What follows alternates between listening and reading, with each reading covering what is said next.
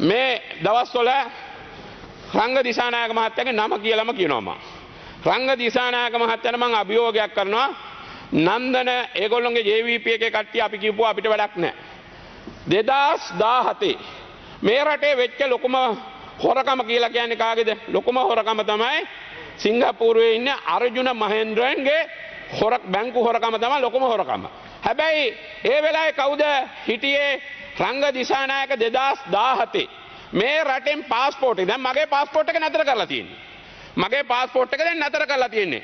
එතකොට රංග දිසානායක මහත්තයා පිරිසුදු වුණා. එයා දැන් මාධ්‍යයට එනවා. DG හැටියට මාධ්‍යයට එන්නත් බෑ. මාධ්‍යයට ඇවිල්ලා ලොකු සංදර්ශන දානවා. හැබැයි සංදර්ශන දැම්මට කමන්නේ 2017 කොටුව මහේස්ත්‍රාත් කවුද කියන එක කියන්න ඕන. එයා නෙවෙයි නම් කමක් නැහැ.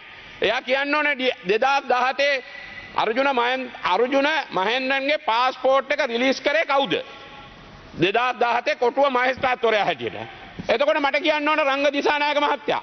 එයාගේ පළවෙනි නෝනා මහ බැංකුවේ. දෙවෙනි නෝනා මහ බැංකුවේ. දෙවෙනි නෝනා අර්ජුන මහේන්ද්‍රගේ මොන තනතුරුද කරේ කියන එකත් කියන්න ඕන. මොකද මේවා රටේ මිනිස්සු දැනගෙන ඉන්න ඕන. පිරිසුදු මිනිස්සු අර අනුරාධපුරේ ඉඳන් එනවා හරක් ලොරියක් බුදු සරණයි කියලා ගහගෙන එනවා. එනකොට ඒ හරල් ලොරිය අරලා බලනකොට බුදු සරණයි කියන එකේ හරක් ඉන්නේ. මරන්න කියන හරක්. ඒ වගේ පිරිසුදු නම් හැම මිනිහම පිරිසුදුව ඇවිල්ලා කතා කරන්න ඕන.